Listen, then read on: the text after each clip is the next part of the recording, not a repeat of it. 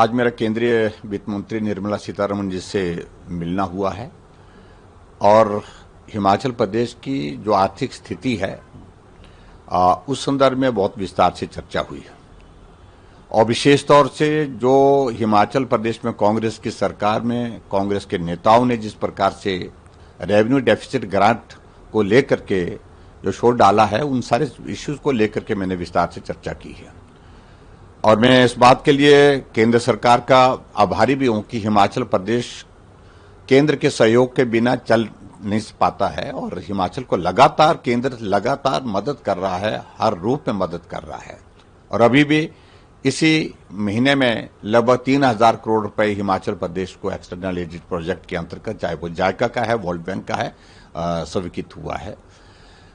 लेकिन जो मुख्यमंत्री बार बार एक बात को लेकर के रेवेन्यू डेफिसिट ग्रांट के बारे में कहते हैं कि केंद्र ने हिमाचल के लिए बंद की, हिमाचल के लिए नहीं, 17 राज्यों को जो मिलती थी रेवेन्यू डेफिसिट ग्रांट सभी राज्यों के लिए बंद हुई है। अंतिम फैसला इसमें केंद्र सरकार को करना है क्योंकि बजट प्रस्तुत हुआ है, अभी इसमें डेलिब्रेशंस होनी है, चर्चा होनी है सारे विषयों को लेकर के। मैं सिर्फ इतना ही कहना चाहता हूं कि 15th फाइनेंस कमीशन जब हिमाचल प्रदेश में आया, जब हमारी सरकार थी, मैं मुख्यमंत्री था, हमने अपना पक्ष बहुत जोरदार ढंग से रखा और हमको हिमाचल प्रदेश को रेवेन्यू डेफिसिट ग्रांट मिली। 16th फाइनेंस कमीशन जब कांग्रेस की गवर्नमेंट हिमाचल प्रदेश में आई, उसके बावजूद भी हमने विपक्ष के सदस्यों को जब बुलाया गया था तो हमने अपना पक्ष उस वक्त भी प्रदेश हित में जो रखना था प्रभावी ढंग से रखा है। आज हम सत्ता में नहीं है हिमाचल प्रदेश में, फिर भी हिमाचल प्रदेश का आर्थिक संकट ध्यान में रखते हुए हमने वित्त मंत्री जी के सामने बहुत विस्तार से आज गंभीरता से सारा पक्ष रखा है। केंद्र मदद करे, ज्यादा मदद करे, इस बात के लिए आग्रह भी किया है। लेकिन मैं इतना जरूर कहना चाहता हूं, मुख्यमंत्री जी आज शिमला गए हैं यहां से और दिल्ली आकर के आप खड़गे जी से मिल सकते हैं। आप खड़गे जी को मिलने के साथ साथ में राहुल गांधी के साथ मिले, लेकिन ना वित्त मंत्री से मिले, ना आप प्राइम मिनिस्टर से मिले। अगर केंद्र से मदद मिलेगी इस दौर में तो वो केंद्र सरकार की ओर से मिलेगी, खड़गे जी और राहुल गांधी जी मदद नहीं कर पाएंगे। एक बात बड़ी स्पष्ट कहना चाहता हूं। दूसरी बात मैं उनको याद भी दिलाना चाह रहा हूं कि एक बात आप ध्यान में रखिए कि 2 वित्त आयोग आपके दौरान, जब मनमोहन सिंह जी देश के प्रधानमंत्री थे, आपकी यूपीए की गवर्नमेंट थी, 13th और 12th and 13th finance commission, उस वक्त हिमाचल प्रदेश में 2 फाइनेंस कमीशन के अंतर्गत मात्र 18,000 करोड़ रुपए मिला और मोदी जी की सरकार जब से बनी है, एनडीए की सरकार बनी है मोदी जी के नेतृत्व में, हिमाचल प्रदेश को रेवेन्यू डेफिसिट ग्रांट का 89,100 करोड़ रुपए से ज्यादा मिला, यानी कि 71,000 करोड़ हिमाचल प्रदेश को ज्यादा मिला। उसका धन्यवाद नहीं करते आप। और उसके साथ साथ में जो आरोप लगातार आप केंद्र सरकार पर, मोदी जी पर, हम पर लगाए जा रहे हैं, ये कतई भी उचित नहीं है।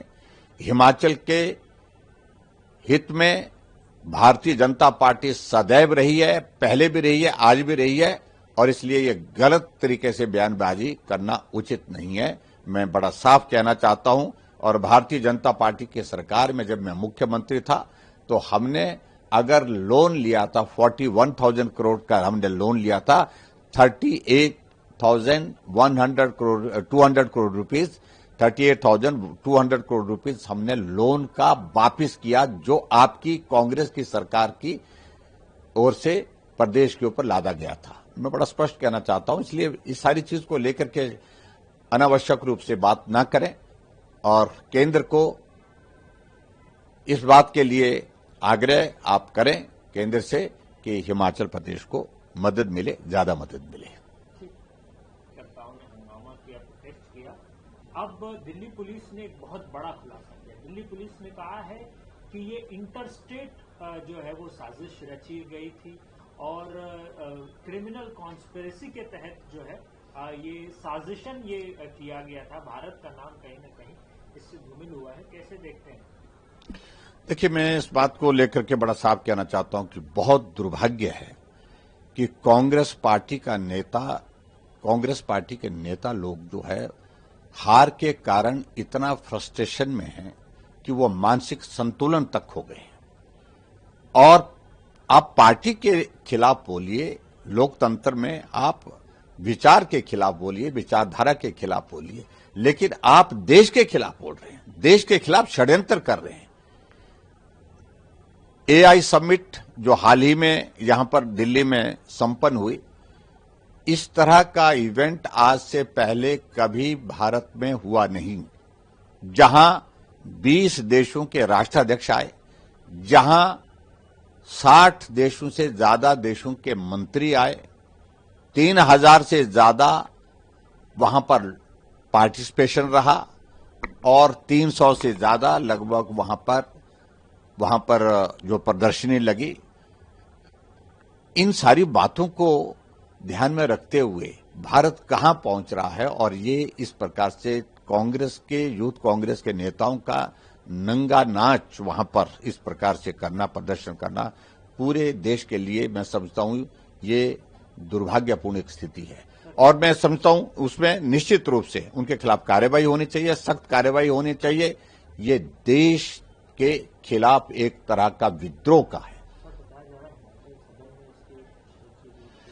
ये और भी दुर्भाग्यपूर्ण है हम हिमाचल वासियों के लिए कि जहां हिमाचल प्रदेश के मुख्यमंत्री कह रहे हैं कि कांग्रेस के नेता आते हैं, कमरे में ठहरते हैं, मैं कमरे देता हूं, लेकिन कमरे इसको सराय मत बनाइए, इसको षड्यंत्र का केंद्र मत बनाइए। यहां कोई आदमी ठहरता है, उसकी आइडेंटिफिकेशन मत छुपाइए। यहां साजिश की गई और उस साजिश में हिमाचल प्रदेश की सरकार का पूर्ण रूप से सहयोग रहा है। ये बहुत ही दुर्भाग्यपूर्ण है। जितने भी यूथ कांग्रेस के लोग जो इसमें इन्वॉल्व थे उनके खिलाफ तो कार्रवाई होनी चाहिए, लेकिन इस सारी षड्यंत्र की जो रचना रची गई, योजना बनाई गई, जिसमें राहुल गांधी, प्रियंका गांधी दोनों शामिल थे, उनके खिलाफ भी कार्रवाई होनी चाहिए। और मैं यही कहूंगा कि सख्त कार्रवाई होनी चाहिए ताकि देश के खिलाफ इस प्रकार से साजिश में कोई भी आदमी भाग लेने के लिए आने वाले समय में 10 बार सोचे।